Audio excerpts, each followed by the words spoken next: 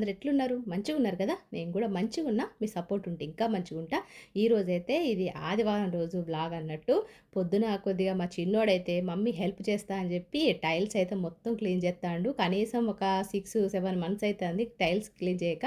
ఇంకా మా చిన్నోడైతే హెల్ప్ చేస్తాండు. అట్లా కొద్దిగా సేపు అయితే కిచెన్ అంతా క్లీన్ చేసిన తర్వాత ఇక సండే స్పెషల్ ఏమైనా ఒకటి చేయాలి కాబట్టి ఈరోజైతే మా ఆయన ఆఫీస్కి పోతాడు. అంటే ఆఫీస్ ఉన్నదన్నట్టు సండే అనేది ఏం లేకుండా. అందుకని చెప్పి ఈరోజైతే వెజిటేబుల్స్ వేసి నేనైతే ఈరోజు మా అమ్మ స్టైల్లో, అంటే నేను పెళ్లి కాకముందు మా అమ్మ దగ్గర ఈ పప్పు అయితే తినేదాన్ని. మస్తు టేస్టీగా ఉంటుంది. ఇది మా అమ్మ శుక్రవారం ఖచ్చితంగా చేసేది అన్నట్టు. పప్పుచారు అంటాం మేము మా తెలంగాణ స్టైల్లో.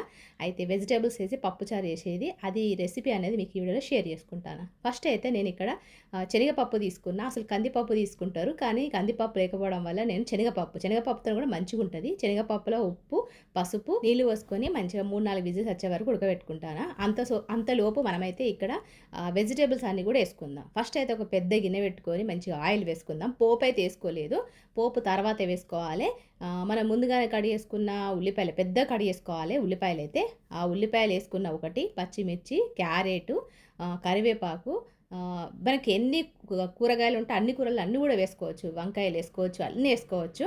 ఇక్కడ నేను మునక్కాయలు అయితే వేసుకున్నా. దాంతోపాటు ముందర కడ వేసుకున్న ఆలుగడ్డలు వేసుకున్నా. ఇవన్నీ వేసుకుందాం. దాంతోపాటు టమాటా కూడా వేసుకుంటారు అన్నట్టు.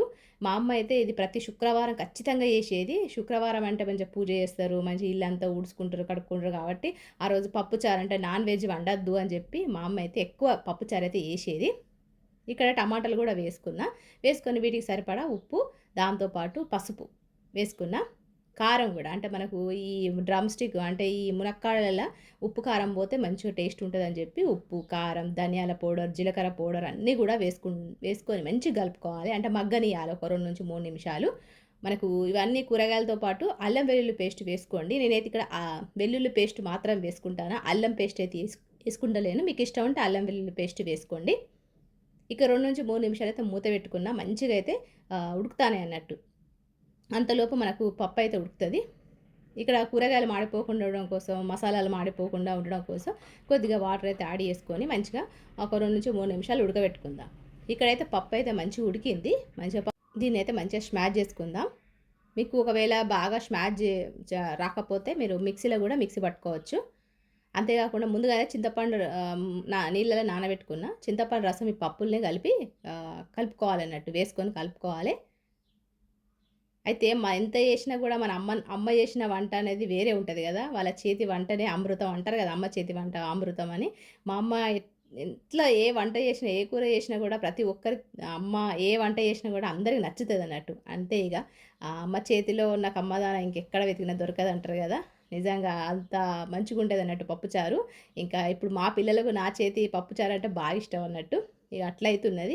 ఇక్కడ ముందుగానే పప్పులో మనము చింతపండు రసం కలుపుకొని పెట్టుకున్నాం కదా, అది ఇలా మొత్తం వేసుకొని మంచిగా ఈ మునక్కాయలు ఇవన్నీ కూడా మంచిగా ఉడికే వరకు మనము మసలనియాలన్నట్టు. ఇక్కడ కరివేపాకు కూడా వేసుకున్నా. అక్కడ రైస్ అయితే అవుతుంది, అంటే మధ్యాహ్నం కోసం కాబట్టి.